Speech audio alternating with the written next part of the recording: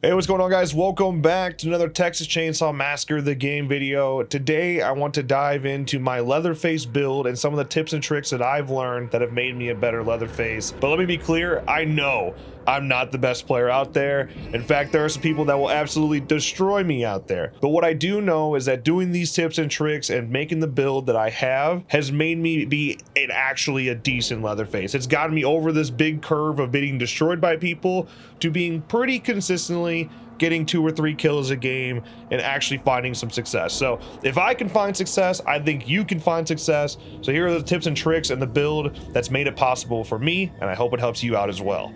So let's actually start first with the skill tree and our perks that we're running. Now, I have 2 different builds I use. There's one I have maxed out and I've used it a lot, and there's one I'm experimenting with right now. I'll go ahead and share both with you, and whatever you want to do, whatever fits your playstyle, you can do so. For the first tree, I went right up the middle, leaned left on some of the choices I had to make, but you can see that actual layout on the skill tree here. So the first perk that I was running is 2 cycle charge. This allows you to rev your chainsaw and actually regenerate stamina quicker. So if you're in that situation where you run, you sprint, you run out of stamina, you can just rev the chainsaw up and get that stamina back even faster than you normally were. The next perk is Rough Cut. This makes it where when you hit a victim with a chainsaw, there's extra 1 health point of damage per second for up to 7 seconds. So that can be really useful, especially for victims like Anna, and you're constantly in the chase, hitting them over and over again before they actually go down. And last but not least is Blood Banker. This makes it where your maximum blood storage capacity is increased by 30%. I do like having this on Leatherface just because I'm not going around and grabbing blood buckets too often with Leatherface. So I want it to where if I kill a victim,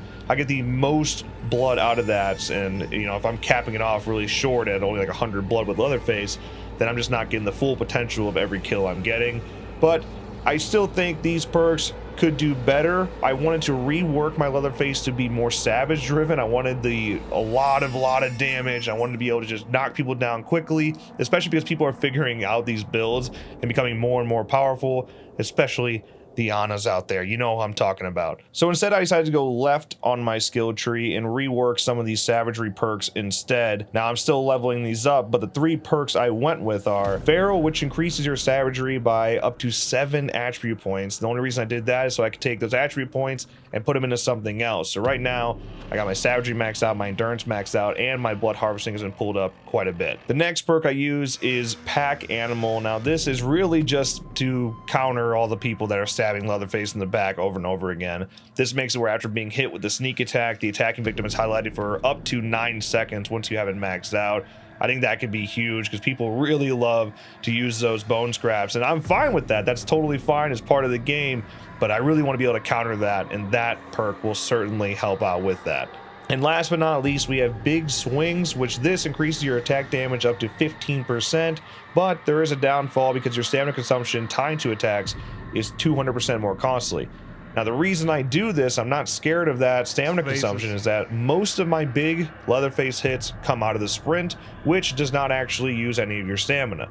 So if you're doing those big Leatherface swings, you're comfortable on the run, this is a good perk to run because you're doing a ton of damage. The max savagery and having this bonus 15% damage, really the only person that could survive a hit like that would ultimately be Anna using her ability. So you have a really good advantage if you're running that perk with max savagery and you're getting those big hits. But I do know that stamina consumption thing could be a little scary, so for my Grandpa perk, I'm running Swinging for the Fences, which reduces stamina consumption on melee attacks by 20%. So you should be right in the middle here where you don't have to worry too much about the stamina consumption, and you take advantage of that extra 15% damage. That's what I wanted. I really like this build. I'm excited to get it maxed out and really see its full potential. So where you're really going to see the difference with Leatherface is actually on the maim ability. The perks you want to run, that's up to you, but I really recommend running this exact build I have on the maim ability. For me, I double stack the middle row where the chainsaw can be used 10% more often before stalling. You can read in the tutorial, these actually do stack. So I have 10% and 20%. These actually combine for 30% less chance of stalling. So that means when you're in that sprint, you're chasing down victims and you swing, the odds of you stalling after that swing and hitting them down to their knees goes down tremendously. That means you can hit them again right away. And this 9 times out of 10 leads to a kill. And for example, you can see on the footage here how many times I do that. It's the key for me getting kills. It makes a huge difference. This could be the formula that takes you from being a good Leatherface player to a great Leatherface player. And the last ability I use on this main tree is the instant activation. This is just nice for one, at the beginning of the game, if you have somebody who's trying to hit you with bone shards over and over again, you get that thing instantly activated and you're on the run with it.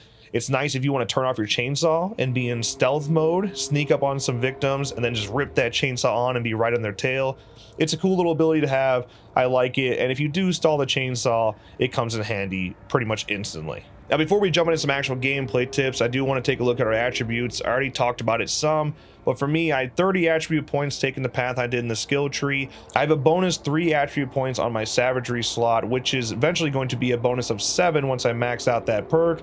So I took those extra points and put them all the way into endurance and then into blood harvesting. So I have a maxed out 50 savagery, a maxed out 50 endurance, and we're at 21 on blood harvesting. For me, not a big deal when it comes to having a lower blood harvesting with Leatherface, because I'm not going to be at the buckets too often. I'm going to rely on my teammates to do that. And anytime I'm actually getting blood, it's going to be killing somebody. And killing somebody, you're already going to get a lot of blood anyway. So it's not the end of the world to have a little bit of a lower blood harvesting level for Leatherface, in my opinion. Now let's move over to the gameplay side of things. I have a few tips that I think really help with Leatherface. First of all, learn the maps. I know it's easy to say that, well, God, just play the game and learn the game and you'll be good. But this game is so dependent on knowing where you're going and knowing how to cut off victims and know what door does what. So I just recommend learning the maps. Take a look at the map layouts. I actually left a link in the description to somebody who laid out every item on the map, every escape, all of it. I think it's amazing. They did unbelievable work. I wanted to do something like that myself, but I never would have been able to do it as detailed as they did. So check it out, learn the maps, learn where you cut off victims, because that's the key. If you have a Leatherface that can go into full sprint mode, know where they're going, they're very hard to get away from, especially once you're out of that basement.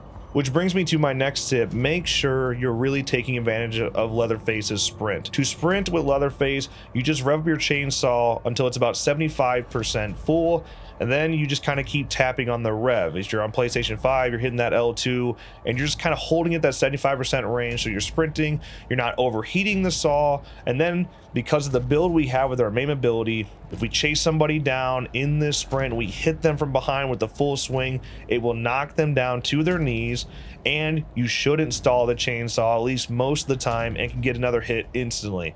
You can get so many kills doing this once you get good with that chainsaw sprint, and not to mention how much area you can cover. You got to patrol the map, you got to watch the gates, you got to make sure things are locked. Leatherface can do this faster than anybody because he is by far the fastest player in the game.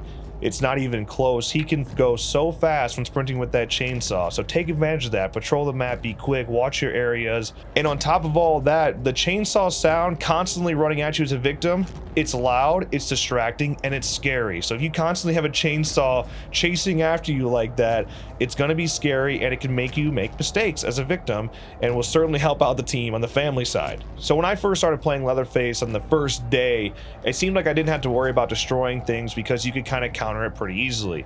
Now, I strongly recommend destroying everything you can. For me, especially if I'm on a gas station or slaughterhouse, I want to get upstairs as quickly as possible with Leatherface, and I want to destroy all the obstacles so that my teammates aren't being bullied with them. The door mechanic, I'm sure you've seen it, I'm sure you have felt it and been bullied by it. You can get knocked over by a door over and over and over again. As Leatherface, just destroy them. Destroy them all. On the family house, I'm going upstairs. I'm taking out every single door on the main floor. I'm going to try to take out every single door on the upstairs, because as a victim, the ability to loop the family goes down tremendously if you aren't able to slam those doors behind you constantly. If you're not having to worry about reopening doors over and over again as family, you can stay in the chase. You don't lose sight of the victim that you're chasing, and you're just on their tail, wasting their stamina, and eventually you're going to catch them. So please destroy all the doors you possibly can. Destroy all the obstacles for your teammates. Leatherface is the only one that can go through those obstacles, so help your team out and get rid of those. It will absolutely help in the chase. Now, I know you've heard this a million times before, but please use your microphone, be on comms. It is so crucial. If you have somebody looping you in a crawl space as Leatherface, you can't get them. They're just going back and forth. Call it out to your teammates, tell them to cut them off, and you work together and get a kill. The difference between a good family and a great family, and same with victims as well, is communicating with your team and making the best out of a situation. Without teamwork in this 3v4 game, you are really going to struggle, and it's just not nearly as fun of an experience. Make some friends, group up with the friends you already have, and start communicating and working together and start destroying some of these family and victims out there. Now, that's pretty much it, but I do have one last tip that will absolutely make you a better Leatherface. Make sure you're wearing the pretty woman outfit. I don't know what it is, it just brings you up a whole other skill level. Obviously, I'm joking, but man, she sure is gorgeous, and I love using her. I'm so glad that skin's in there day one. But hey, that's it. If you got any more tips and tricks, please leave them in the comments. I want to see all those nasty Leatherface players out there, because he is the one that makes this game so damn scary. So get out there, destroy some victims. But that's gonna wrap this video. If you enjoyed, make sure you drop a like and subscribe to our channel for more videos like this one. And of course, as always, thank you guys so much for watching, and I'll see you in the next one.